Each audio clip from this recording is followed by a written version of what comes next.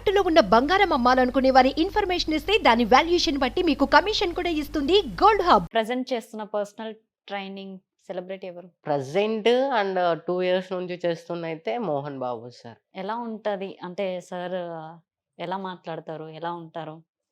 ఇంకెలా అంటే నన్ను ఒక వర్కర్‌లా ఎప్పుడు ట్రీట్ జేయాల. సొంత ఫ్యామిలీ మెంబర్‌తో ఎట్లా మాట్లాడతారో, ఎట్లా ట్రీట్ చేస్తారో అట్లానే ఉంటారు. మంచి ఏది, చెడు ఏది నా ఏజ్ చిన్నది. సో, నా ఏజ్‌లో ఉన్న అమ్మాయిలు మిస్టేక్స్ ఎట్లా ఎళ్ళిపోతారు అని చాలా గైడెన్స్ చేస్తారు. ఒక ఫ్యామిలీ మెంబర్ లైక్ ఇట్లా ఉండాలిరా అని, ఇట్లా మాట్లాడాలి, అనుకువగా ఉండాలి, సైలెంట్‌గా ఉండాలి, డీసెంట్ సార్‌కి ముందు సైలెంట్‌గా ఉండాలి. టైమ్ మెయింటైన్ జేయాలి. పెద్దోళ్ళకి రెస్పెక్ట్ ఇవ్వాలి. ఇదే ఉంటది. ఇంక అంతకు మించి ఏముండదు సార్ దగ్గర. ఓకే. సురేఖ వాణి గారు. సురేఖ వాణి అక్క రీసెంట్‌లీ కలిసారనమాట. షూటింగ్‌లో కలిసారు. చాలా బాగా మాట్లాడుతది. ఎట్లా అంటే యాటిట్యూడ్ లేని పర్సన్ అనమాట అక్క అయితే. సీరియస్‌లీ యాటిట్యూడ్ ఎలా అంటే మనం చూసాం కదా సినిమాలో. వీళ్ళు సినిమా వోళ్ళు ఇట్లా అనుకుంటారు. అక్కకి యాటిట్యూడే లేదు. "ఏం డార్లింగ్ ఏంటి సంగతి?" ఓకే. ఇంత కండలు పెంచినావు. నిన్ను చూస్తే ఎవడు దగ్గరికి గూడా రాడే. భయపడతాడు ఫస్ట్.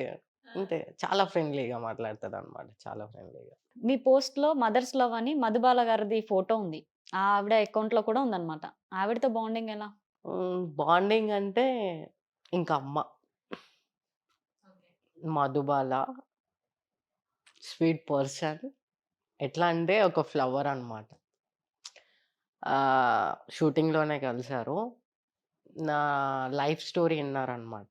ఇన్న తర్వాత టైట్‌గా హగ్ చేసుకొని, "నా కూతురికి గూడా నీ ఏజ్ ఉంటది. కానీ నువ్వు ఇంత చిన్న ఏజ్‌లో ఇంత కష్టపడి, ఇంత సక్సెస్ అయినావు. నువ్వు బాధపడకు. అమ్మ లేరు, నాన్న లేరని. నేనే నీ అమ్మ అనుకో. నన్ను అమ్మ అని పిలువు ఇక నుంచి. నేను మెసేజ్ చేసినా, హాయ్ అమ్మ తిన్నారా అంటే, ఆ! తిన్నాను. నువ్వు తిన్నావా? ఎలా ఉన్నావు?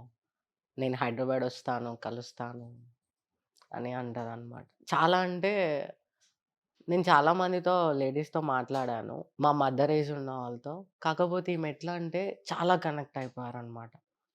హగ్ చేసుకొని అవన్నీ ఏడ్చేసి, "నువ్వు నన్ను అమ్మ అని పిలు మనస్ఫూర్తిగా. నువ్వు నా కూతురువే ఈ రోజు నుంచి" అని చెప్పేసి ఆ ప్రేమ చాలింక నాకు. ఆ మాటలు కూడా చాలు లైఫ్‌లో. ఆమె ఎంతో పెద్ద యాక్టర్. నేను జస్ట్ నార్మల్. నేను సార్‌తో పాటు వెళ్ళాను షూటింగ్‌కి 'మోహన్ బాబు' సార్‌తో పాటు.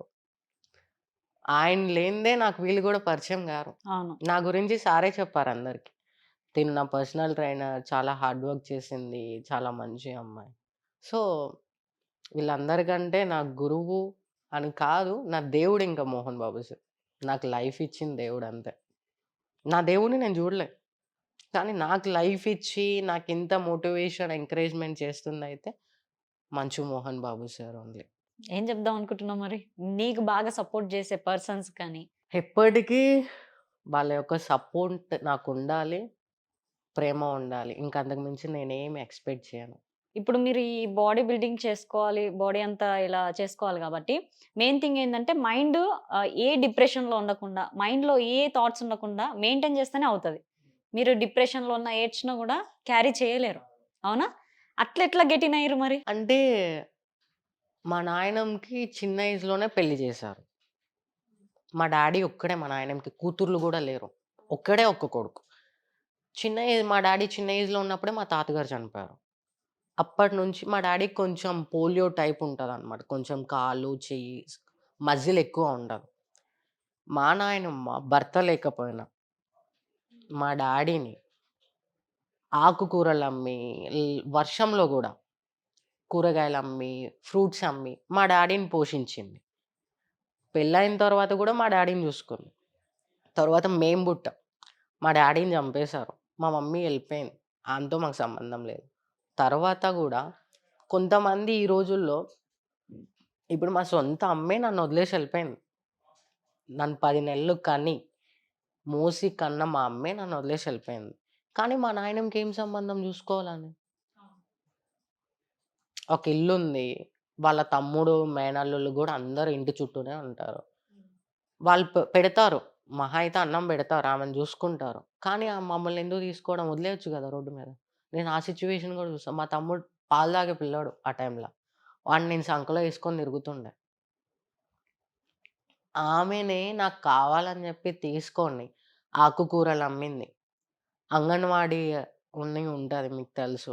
దాంట్లో ఆయాగా చేసింది. అది రిటైర్ అయినాక పంచాయతీ ఆఫీస్ అని ఉంటది గదా! రోడ్లు ఊడుస్తారు. అది జేషింది. అవన్నీ చేసుకుంటూ నన్ను, మా తమ్ముడిని జూసుకుంది. నేనప్పటికి బయటకొచ్చేసాను. ఈవెన్ మా తమ్ముడిని జూసుకుంది. ఆమె ఇల్లు చూసుకుంటుంది. ఆమెనే అంత స్ట్రాంగుండి జేసినప్పుడు నేనెంత? బెస్ట్ మోటివేషన్, ఇంప్రెషన్ మొత్తం మీ నానమ్మనే గదా! ఇప్పుడు ఇంకొక కొడుకో, కూతురో ఉంటే చనిపోయినా పర్లేదు అని ఆమె కొంచెం నార్మల్ అయ్యి ఉన్న వాళ్ళని జూసుకొని ఎవ్వరు లేరే! కానీ ఆమె అంత స్ట్రాంగ్ ఎట్లుంది? సో, ఆమెను జూసే నేను నేర్చుకున్నా. ఓకే. ప్రెజెంట్ మీ తమ్ముడేం జేస్తున్నారు? చదువుతున్నాడు. సంథింగ్ నర్సింగ్‌కి సంబంధించి. నేనడగను నువ్వేం జేస్తున్నావు ఏంటి అని. వాడు నన్ను క్వెషన్ జేయడు. ఒకళ్ళు ఇంతే అడిగారండి. ఏంట్రా మీ అక్క ఇట్లా కాంపిటీషన్ అంటే బికినీ యేసుకొని మేము కాంపిటీషన్. బికినీ ఫోటోలు పెడుతుంది. చెడ్డీలేసుకొని పెడుతుంది. స్లీవ్‌లేసుకొని పెడుతుంది మొగరాయి లెక్క అంటే. మా అక్క నిన్నేమన్నా ఇన్‌స్టాలో ఫాలో అవ్వమందా? నిన్నేమన్నా చూడమందా? నా స్టోరీ జూడని నీకు పంపించిందా? నువ్వు జూస్తున్నావు. ధైర్యం ఉంటే మా అక్కనడుగు. మా ఊర్లో ఒక అబ్బాయిని కొట్టా నేను. ఆ! రాంగ్ కాల్ జేసి రాంగ్‌గా మాట్లాడాడని. అప్పటినుంచి మా ఊర్లో అబ్బాయిలకి నేనంటే భయం. మాట్లాడరు తొందరగా. ఇప్పుడు మాట్లాడుతున్నారులే అక్క, అక్క అని జెప్పేసి. సో, మా తమ్ముడు అనేలోపు ధైర్యం ఉంటే మా అక్కకి మెసేజ్ జేసి అడగాడు. "ఎందుకురా ఇప్పుడు మా ఇంటికాడకొచ్చి మీ అక్క మమ్మల్ని కొట్టాలా? మా పరువు పోవాలా?" సో, వాడు గట్టిగా ఇచ్చేస్తాడు. "అరె! నీకేం అనిపియదా నేను ఇట్లా చేస్తున్నానంటే?" "నువ్వు స్ట్రగుల్ అయిన ప్రాబ్లమ్స్ అలాంటివి. నువ్వు ఎదుర్కొన్న కష్టాలు అలాంటివి. నీ లైఫ్ నీ ఇష్టం. ఎవరో ఏదో చెప్పారని నువ్వెందుకు ఆపుతావు అక్క? నువ్వు ఇష్టం వచ్చింది చేసుకో. నేనేమి ఇన్వాల్వ్ అవ్వను. నువ్వు ఇన్వాల్వ్ గాకు." అండర్‌స్టాండింగ్ మా ఇద్దరి మధ్య చాలా అండర్‌స్టాండింగ్. నేను మీది ఒక స్టేజ్ మీద ఒక స్పీచ్ చూసాను. ఏంటంటే, కష్టాన్ని నమ్ముకోండి మీరు డెఫినైట్‌లీ సక్సెస్ అయితారని. చాలా బాగా చెప్పారు. ఆ సందర్భం ఎలాంటిది మీకు? అంటే నేను హైదరాబాద్‌కొచ్చినప్పుడు డబ్బులు లేవు నా దగ్గర. ఫస్ట్‌లో సూపర్ మార్కెట్‌లో వర్క్ జేయడానికి జాయిన్ అయ్యా. మనకు తెలియదు గదా! ఎట్లా జేయాలి ఏంటి అని. నాకు కుదరదు. ఇది చెయి, అది చెయి, అదక్కడ పెట్టి ఇది తీసుకురా. పద్దాకలు చెప్తున్నారు. నాకేమో ఎప్పుడు చేయలేదు కదా! ఇంట్లో అంటే రేషన్ బియ్యమొస్తాయి. ఏదో ఒకటి మా నాయనమ్మ తెస్తుండే. ఎప్పుడు పని అంటే పొలం పనులు ఇవి చేశాను. ఇట్లా షాప్స్‌లో నేనెప్పుడు వర్క్ జేయల. నాకు కుదరక నేను ఆపేసాను. తరువాత జిమ్‌లో జాయిన్ అయ్యాను. డబ్బులేం లేకుండానే నేను హైదరాబాద్‌కొచ్చా. కానీ హార్డ్ వర్క్ ఉంది నా దగ్గర. కష్టపడే తత్వం ఉంది. కష్టపడే తత్వం ఉంటే కంపల్సరీ డబ్బు ఆటోమేటిక్‌గొస్తది. నా దగ్గర టాలెంట్ ఉంది. హార్డ్ వర్క్ ఉంది. డబ్బొచ్చేస్తది ఆటోమేటిక్‌గా. నువ్వు దీన్ని నమ్ముకొని ముందుకెళ్ళు. డబ్బు అంటది నేనొస్తా పదా నీ ఎనకమాల నువ్వు ముందుకు పో అంటదింక. సో, నేను కష్టాన్ని నమ్ముకొనే ముందుకొచ్చినానక్క. రూపాయి లేదు. మా నాయనమ్మ కమ్మలుంటుండే చెవు కమ్మలు చిన్నవి. అవి తాకట్టు పెట్టి 1500 తీసుకొని ట్రైన్ ఎక్కినా నేను. ఇంట్లో చెప్పలే. మా నాయనమ్మ ఏమనుకుంది నేను చెవుకి పెట్టుకున్నానేమో అనుకుంది. నేనొచ్చిన 1 మంత్ తర్వాత నేనింక ఇంటికి రాను. నన్ను మర్చిపోండి. నేను సక్సెస్ అయితేనే ఇంటికొస్తా. సక్సెస్ గాందే నేను చచ్చానా, బతికినా అనేది గూడా మీరు వదిలేసుకోండి. సంబంధం లేదు. అంత స్ట్రాంగ్‌గా ఎట్లా డిసైడ్ అయిపోయానో? అంటే ఇంక నేను జెయ్యాలి. ఇంకంతే. ఎందుకంటే ఎక్కడికన్నా పెళ్ళిళ్ళకెళ్ళినా, ఏదన్నా ఫంక్షన్స్‌కెళ్ళినా, మీ అమ్మ వదిలేసి ఎళ్ళిపోయింది, మీ అమ్మ వదిలేసి ఎళ్ళిపోయింది, మీ అమ్మ. ఇంతే మాట్లాడుతుండే జనాలు. ఎందుకంటే పిల్లలు జేసే తప్పుకి తల్లిదండ్రులు బాధ్యులు గాదు. తల్లిదండ్రులు జేసే తప్పుకి పిల్లలు బాధ్యులు గాదు. ఎవ్వరి లైఫ్ వాళ్ళది. ఎవరి చావు వాళ్ళది. ఎవరి బాధ వాళ్ళది. నీకు దెబ్బ తాకితే అబ్బా! దెబ్బ తాకిందా? పెయిన్ అయితుందా అని అడుగుతా. కానీ నాకు ఆ నొప్పి తెలవదు.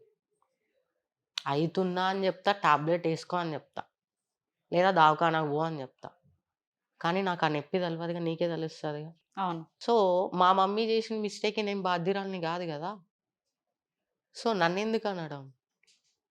ఆ మాటలన్నిటికి స్టాప్ జేయాలని, నేను చచ్చినా, బతికినా నువ్వు వదిలేసుకో. నేను ఇంటికి రాను. ఇన్‌కేస్ సక్సెస్ అయితే నేను ఇంటికొస్తా. అది గూడా ఏంటి, నా కోసం న్యూస్ ఛానల్ వాళ్ళు ఉండాలి ఇంటికాడ. అదే జరిగింది గదా! మామూలుగా జరగలేదు.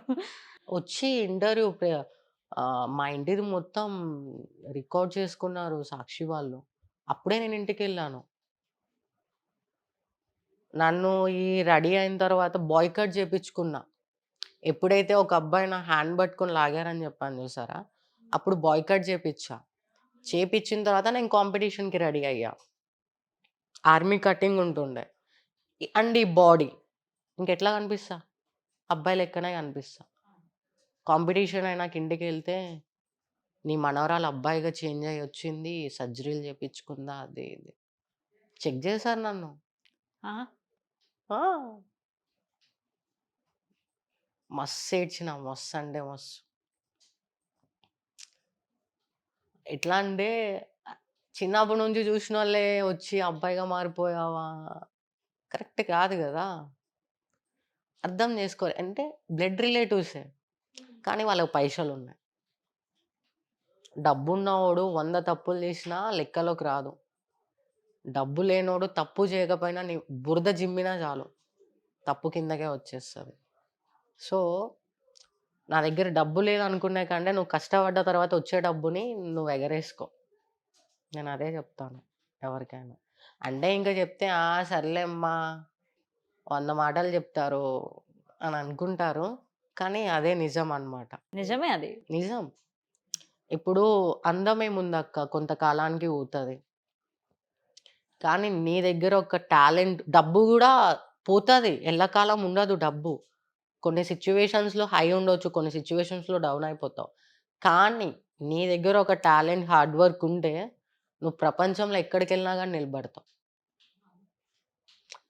ఇప్పుడు నీ దగ్గర రూ. 1,00,00,000 ఉన్నాయి. నీ దగ్గర టాలెంట్ లేదు, నాలెడ్జ్ లేదు, చేసే హార్డ్ వర్క్ గూడా లేదు. ఆ రూ. 1,00,00,000 నేను ఇస్తాను రా భాయ్ నేను ఇంట్లో అనుకోనుంటా. నాకు మళ్ళీ రూ. 1,00,00,000 సంవత్సరానికల్లా రూ. 1,00,00,000 అంటే అవుతదా? కోడైతే గుడ్లు పెడతది. డబ్బులు గుడ్లు పెట్టదు గదా! సో, నీ దగ్గర డబ్బు ఉన్నా దానికి నువ్వు యూజ్ చేసుకునే నాలెడ్జ్ ఉండాలి. దానికి సంబంధించి హార్డ్ వర్క్ ఉండాలి. సో, డబ్బుకి most important hard work. So, నువ్వు దాన్ని నమ్ముకొని ముందుకెళ్ళు డబ్బొస్తది. నాకొస్తుంది. నేను ఆ ధైర్యంతోనే చెప్తున్నా. నేను నా కష్టాన్ని నమ్ముకొని బయటకొచ్చినా, నేను కష్టపడ్డా, కాంపిటీషన్ చేసినా, పేరు తెచ్చుకున్నా, జాబ్ ఇచ్చారు. మోహన్ బాబు సార్ పిలిచి నాకు జాబ్ ఇచ్చారు. సో, నేను హ్యాపీ ఇప్పుడు.